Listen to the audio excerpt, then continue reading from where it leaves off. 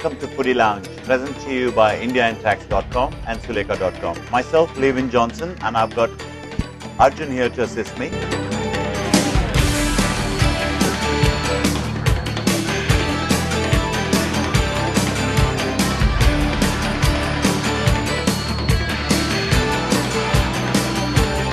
Today's recipe is going to be Gobi Kempu. Gobi Kempu is a very famous dish which is made out of cauliflower. It comes from Karnataka. So I'm just going to quickly run through the ingredients for you. We got 100 grams of cauliflower, that's proportion. Red chili powder. We got to make sure this is nice and bright. Ideally, the best one is the Kashmiri chili powder. Then you have salt for seasoning. Corn flour, 30 grams. Curry leaves, 10 grams. Refined oil, 120 ml. Ginger garlic paste, 4 grams. Basil powder, 4 grams. Rice flour, 4 grams. Turmeric powder, 4 grams. Before we start off, what we need here is a basin like this where we're going to mix all the dry spices along with the cauliflower, and a frying pan. A deep frying pan will be ideal. So before we mix up the cauliflower, we're going to get the oil going because we need to fry the cauliflower. We start off with the cauliflower, then the Kashmiri chili powder, turmeric powder, ginger garlic paste, salt for seasoning, rice powder, basil powder.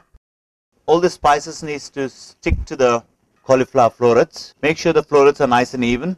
This dish comes out nice and vibrant. So the Kashmiri chili powders gives a beautiful color to the finished dish. And rubbing the seasoning in it makes it seasoned well when the dish is finished. So you got to make sure all this is mixed right in. What we also need to do in here is we have to fry off the curry leaves, and then the powdered curry leaves goes into the mix here, and it's nice and crushed together. Half the curry leaves have been taken out, which we're going to crush it, and the powder is going to be added on along with the cauliflower.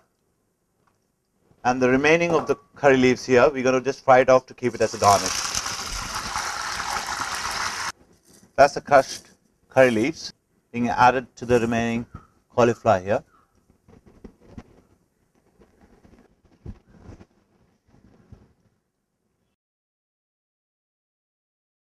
After the crushed curry leaves, the last thing to go in here is the corn flour, and that's what makes this dish crispy. The temperature at which you're going to fry the cauliflower is very important. Make sure it's not too hot. Just drop in one to check that it doesn't burn. And if it does take the heat and doesn't, then it's ready to take the remaining of it. So just don't drop all of it at one go. Just have to spread it around the oil. Make sure you don't get the flat on you.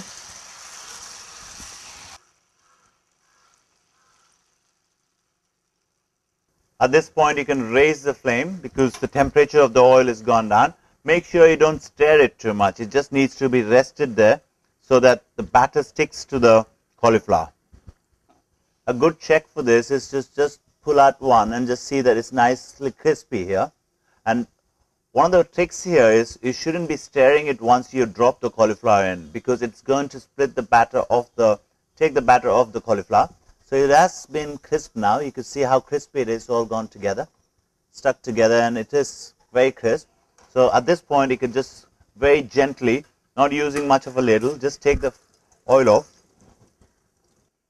Beautifully come out. Just make sure all the excess oil is taken off. Don't really need the excess oil, and when it's nice and crisp, it's not going to be soaked in oil. It is a dish where you can go wrong if you leave the cauliflower in for too long, or the batter itself is not good enough. So we're just ready to go here.